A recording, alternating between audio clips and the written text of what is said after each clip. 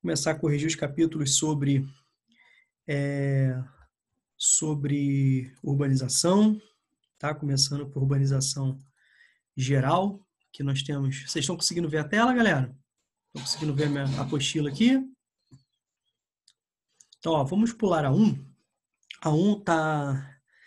eu fiz até um esquema legal para falar sobre isso, nos grandes problemas socioambientais que acontecem em alguns municípios, né, em algumas regiões de cidade dos municípios, principalmente em áreas que sofrem, né, com características já naturais de topografia acidentada, mais clima, com bastante precipitação, que são chamados movimentos de massa ou deslizamentos. Reparem que nessa imagem vocês estão vendo, né, uma área onde você tem um equilíbrio ambiental e outra área antropizada, né, uma área que sofreu um processo de desmatamento, um processo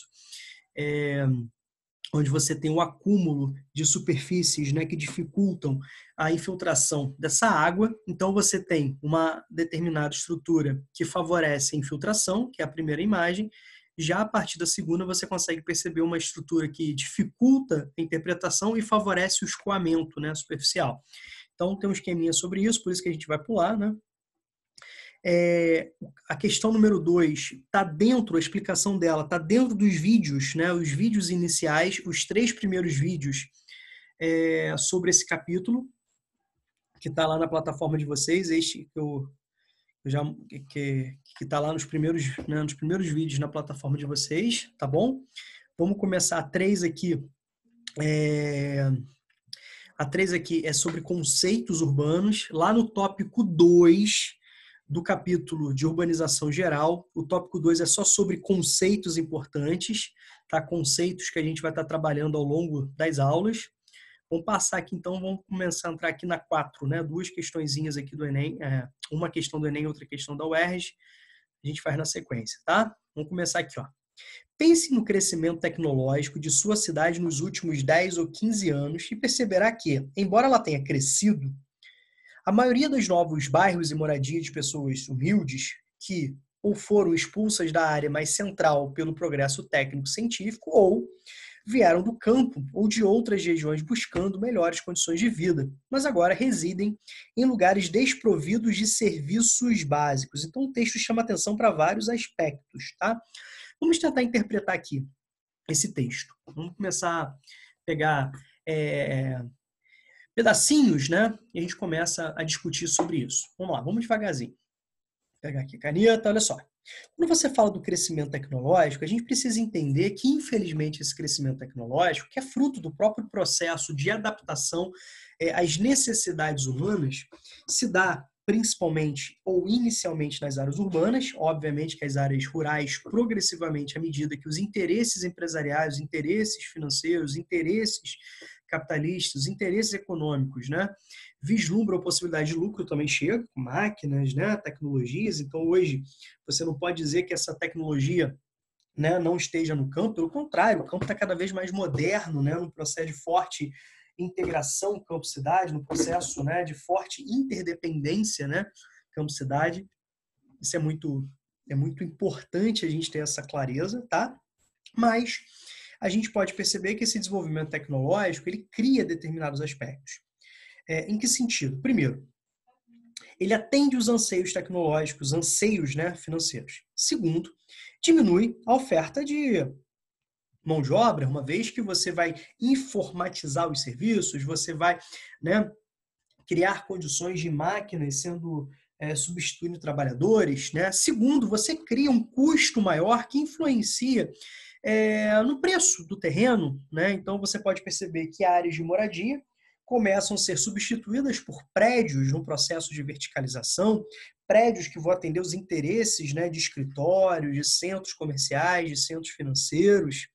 Então, assim, se a gente pega o início do processo de urbanização, entendendo que urbanização se refere a um processo no qual o número de indivíduos, o crescimento da população, né, do número de indivíduos residentes em áreas consideradas urbanas, é maior do que o processo, né, daquela população residente nas áreas rurais. Então, é um processo de fluxo migratório, êxodo rural, né, uma migração da população do campo para as áreas de cidade. Né? Como que a gente vai entender isso? Em termos gerais, a gente precisa posicionar determinados acontecimentos, como a Revolução Industrial, né? O crescimento do número de indústrias, né, o desenvolvimento industrial, o setor secundário, a indústria vai ser responsável, vai ser a primeira grande responsável por criar empregos em grande quantidade, mas nas áreas urbanas. Isso vai atrair população, né?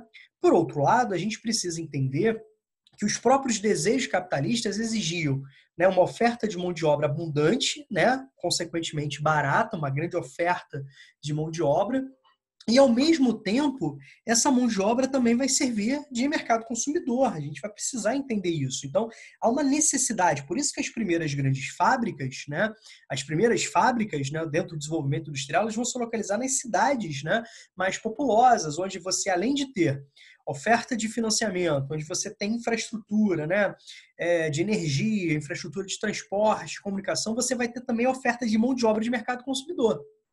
Tá? Só que você precisa entender também o que está acontecendo no campo. O campo também vai se modernizar para atender os interesses da cidade, em termos de produção de matérias-primas abundantes, diversificadas, em termos de produção de mão de alimentos para atender essas bocas. Lembre-se que essa população da cidade vai se dedicar a atividades secundárias, atividades terciárias, ela não vai ter só terra para plantar. Muitas, né, dessas pessoas vão morar em bairros pobres, bairros, né, sem infraestrutura, muito próximos, né, no entorno das indústrias no primeiro momento, os chamados bairros operários, nas vilas operárias. E o campo, então, passa a ter essa dupla função de produzir matéria-prima abundante e barata e, ao mesmo tempo, de matérias-primas. Óbvio que os próprios interesses, as próprias possibilidades de geração de lucro ainda aumentam os investimentos no campo. E o que isso gera? Uma modernização do campo, a máquina chegando, o grande empresário competindo com o pequeno agricultor, com o camponês, que vai ficar desempregado, vai perder seu emprego para chegar da máquina, vai ser expulso da sua terra, né? Não vai ter condições de competir, vai quebrar. Então, a atratividade da cidade mais a modernização do campo intensifica esse processo migratório para a cidade. Obviamente que esse processo ele é muito, né, particular, em cada espaço, em cada momento histórico, mas de uma forma geral a gente pode dizer que um processo de urbanização dos países envolvidos ele foi lento, mais gradual, mais planejado e, consequentemente, com menor percentual de impactos e de problemas socioeconômicos e socioambientais quando comparado ao processo dos países subdesenvolvidos, e que o Brasil se encaixa um processo tardio de industrialização que leva também um processo de urbanização acelerado e caótico. Então, você vai ter um perfil muito forte de população que migra do campo para a cidade em um pouco tempo. E se você somar a essa velocidade absurda, essa intensificação, né, gritante, as políticas públicas negligentes, a falta de planejamento ou planejamentos de políticas públicas aquém, a gente pode perceber que as problemáticas são muito fortes, né? Problemas como transporte, problemas como moradia, problemas, né, como oferta de empregos, problemas de coleta de lixo, de saneamento, né, água, esgoto, né, a violência. Então, nós temos uma infinidade de situações que vão degradar a vida, principalmente dessa população pobre, né? Então, dentro desse fluxo migratório, pobres e ricos, né, vão disputar o solo urbano. E à medida que os interesses, né, econômicos tornam-se cada vez mais fortes, essa população ela não consegue pagar aluguel, ela não consegue, né, morar de forma digna, não consegue comprar um imóvel. Então, ela vai ficar próximo inicialmente das áreas centrais, porque ela precisa de emprego, mas ela vai ocupar, muitas das vezes, áreas, né, isentas de infraestrutura, áreas de baixo interesse do capital empresarial e até mesmo áreas de risco. Então, a gente está falando de pés de morro, a gente está falando de áreas próximas a rios, as áreas de margens, né? As várzeas, tá certo? Então, progressivamente, nós temos esse processo de segregação socioespacial. E à medida que as áreas urbanas se expandem, há um processo também de expulsão dessa população. E se a gente pegar com os olhares de hoje, o que a gente pode perceber? Nós temos novas investidas no capital sobre as áreas urbanas, áreas então degradadas, como pega no centro do Rio de Janeiro, né? Áreas até então degradadas, né? De custo de vida menor, mas com uma centralidade muito forte. A gente pega, por exemplo, né, a Lapa, que até alguns anos atrás, algumas décadas atrás, era uma área onde você tinha, né, uma condição de vida de menor custo em relação a outras regiões, devido à degradação, devido ao baixo interesse, estruturas degradadas, né? com valores de aluguéis menores, custos de vida menor, então muitos estudantes, né, moravam ali, trabalhadores, que à medida que o processo de gentrificação avança, ou seja, essa valorização, essa revalorização do solo urbano, de áreas degradadas, num processo de refuncionalização, né, daquela área, com os interesses, né, capitalistas envolvidos, o custo do aluguel, o custo de vida aumenta, essa população progressivamente vai ser expulsa, né? Até mesmo com obras, com a parte, né, com o aval do poder público, né, como, por exemplo, a modernização da região do Cais de Porto, no Rio, né, o projeto Porto Maravilha, o atendimento para as Olimpíadas, né, até mesmo para a Copa do Mundo, faz com que aquela população que historicamente more próximo às áreas de porto, onde você tinha empregos, né, onde os homens trabalhavam como força braçal, as mulheres trabalhavam, né, nas mais variadas atividades, sejam expulsas e cada vez mais morando em bairros periféricos. O problema é que periferia, que significa um afastamento da região central, nesse caso também vai significar o quê? Né? Locais onde você vai ter desprovido de serviços básicos, né? Como a questão traz aqui, ó, desprovido de serviços básicos. Então há um processo de periferização marginal. Né? Não é um processo de autossegregação, onde a população escolhe morar em regiões afastadas, mais calma, em condomínios fechados, enclaves fortificados. Não, não é isso.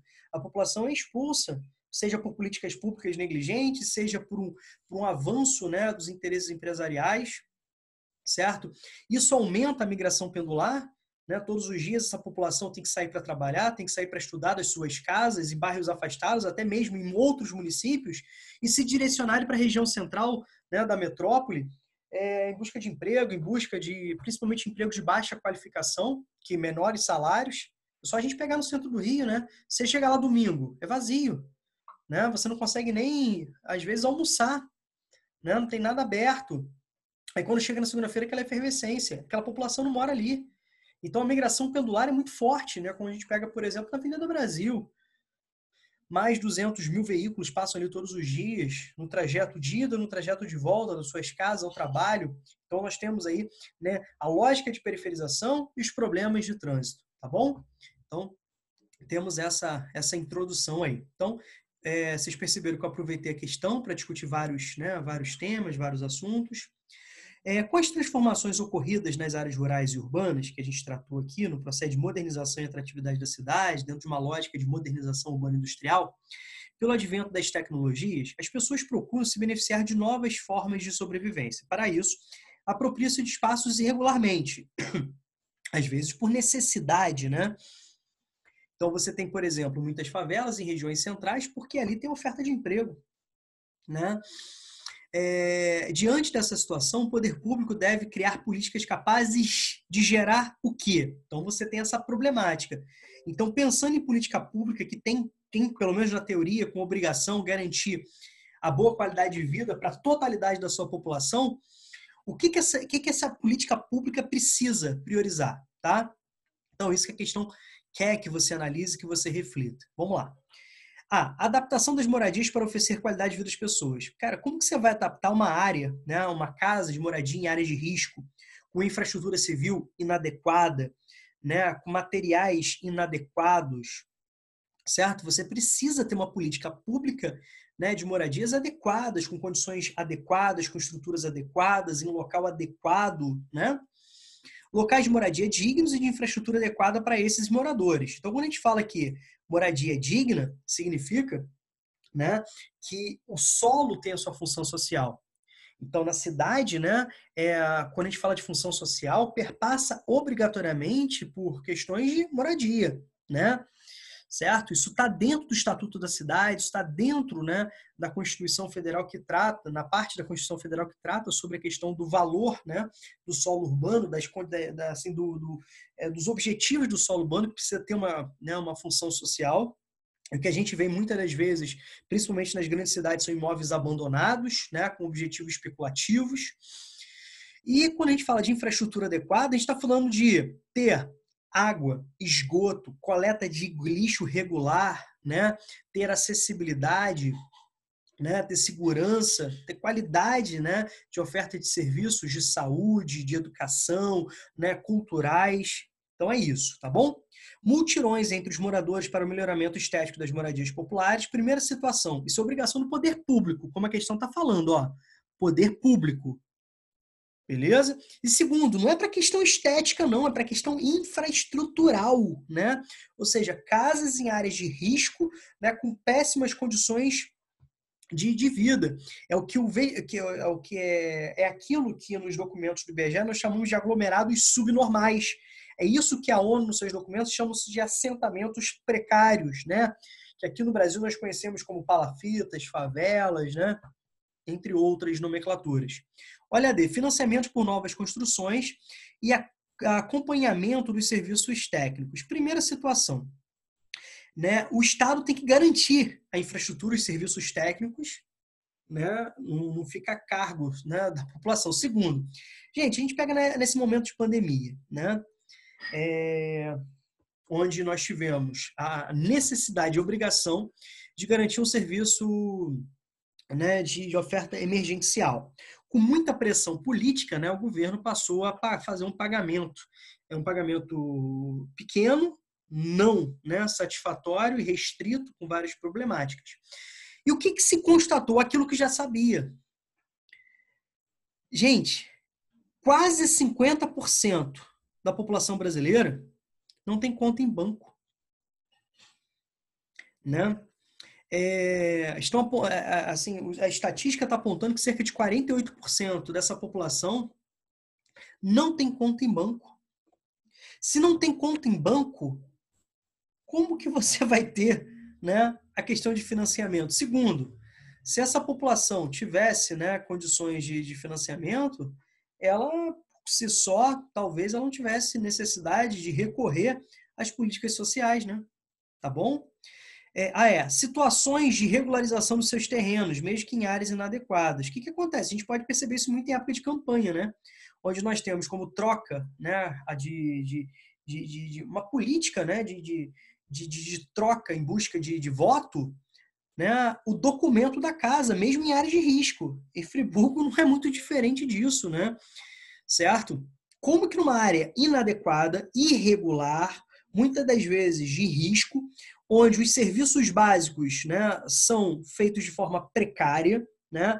O famoso gato, você não tem coleta de esgoto, né? Mais de 50% das casas brasileiras não têm rede de esgoto, mais de 50% do lixo brasileiro não vai, né? Fica em depósitos a céu aberto, chamados lixões, certo? Como que você vai regularizar isso? Pelo contrário, né? As políticas públicas são de fiscalizar, as políticas públicas são de coibir, as políticas públicas são de coibir principalmente esses empresários que se valem da pobreza da população. Olha no Rio de Janeiro as áreas de milícia como crescem em termos de moradia, tá? E ao mesmo tempo o poder público precisa cumprir o seu papel social de garantir moradia digna, né, para essa população, tá bom? Evitando inclusive o processo de periferização marginal, tá certo? Alguma dúvida?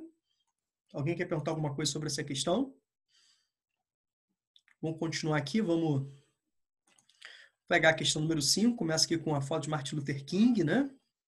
Vamos lá. O gueto do norte tinha se transformado numa espécie de área colonial, né? Então, repare o comparativo, né, que Martin Luther King faz, né? Vou pegar aqui pegar aqui a caneta. Olha o comparativo aqui que Martin Luther King faz. Ele está comparando um gueto, uma área segregada, né, a uma área colonial. Então, ele está comparando o ontem com o hoje, né? Então, ele está falando que há uma lógica de semelhança, tudo bem? Então, o gueto norte tinha se transformado numa espécie de área colonial.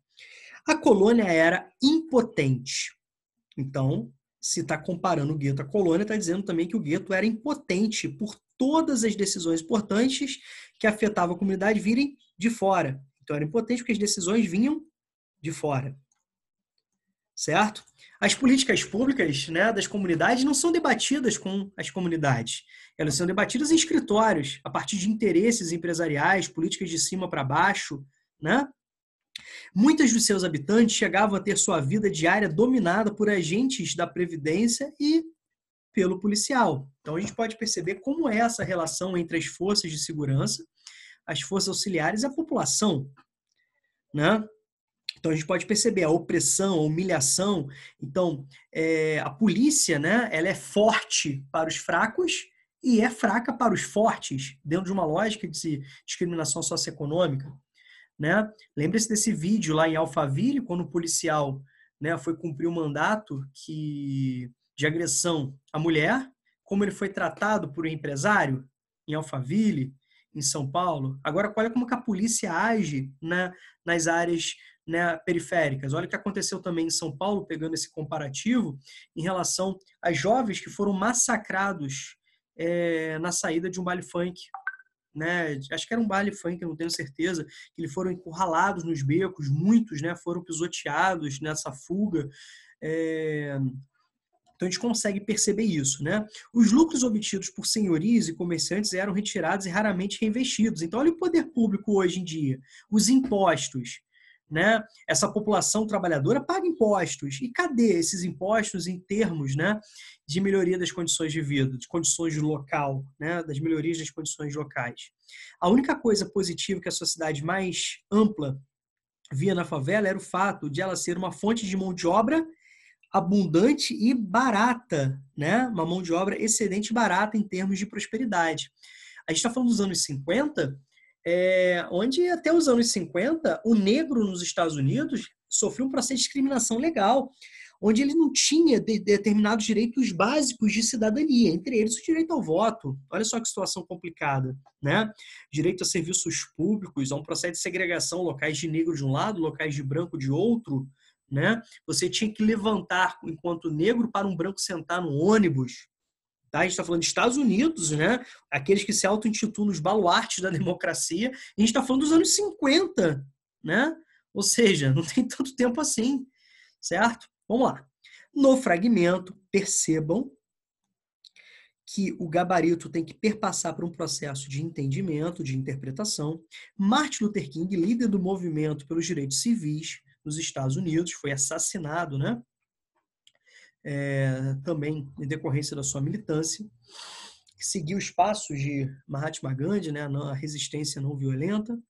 Estabelece uma comparação entre o colonialismo territorial, então está falando aqui sobre a área colonial, então, ó, colonialismo territorial, e os eventos ocorridos no gueto negro, né, na cidade de Chicago, onde morou com a sua família. Essa comparação, então ele quer aqui, ó, essa comparação aqui. Essa comparação está fundamentada, está sustentada, né? Ela é verídica, ela é válida, né? Ela tem a sua validade, né? Ela pode ser comprovada, né? No seguinte processo social, tá bom? Então, o que está dizendo? Olha só, a gente pegar esses trechos que a gente foi destacando, foi analisando, né? O que a gente pode perceber? Um processo de exploração muito forte, né? Então, aqui, ó, você tem uma lógica de drenagem econômica. Olha aqui, ó, como aqui deixa claro. Um processo de expoliação econômica, onde você tem um processo de exploração da mão de obra, onde você não tem, né, impostos, né, sendo reinvestidos, aqui, ó, certo? Onde há um processo, né, de domínio de controle social para garantir essa lógica, né? É onde as decisões vinham de fora, então os interesses vinham de fora, e, consequentemente, nós temos um processo de pauperização, de exploração, de segregação, de imposição econômica, tá bom? As outras opções, né, de imposição cultural, totalitarismo político, né, quando a gente fala de estados totalitários, a gente não pode esquecer nunca, né, do fascismo e do nazismo, entendendo o nazismo como fascismo alemão, tá bom? A manipulação ideológica, né, tema muito em voga hoje devido às fake news e tal, a questão da segurança na internet, como as pessoas são levadas, né, a determinados entendimentos, e a imposição cultural está dentro de uma lógica etnocêntrica, né? Quando você impõe a sua cultura, os seus valores, né, os seus modelos de sociedade, justificando que esse modelo seja superior ao outro, né? muito ligada àquilo que o professor de história fala sobre neocolonialismo, sobre a justificativa do fardo do homem branco, darwinismo cultural, tá bom? Então seriam possibilidades para outros gabaritos, não para essa questão, tá? Seriam gabaritos para outras temáticas, né? Bacana, então uma questão muito legal aqui do Enem. Gente, alguma dúvida? Alguém quer perguntar alguma coisa? Não? Então é isso.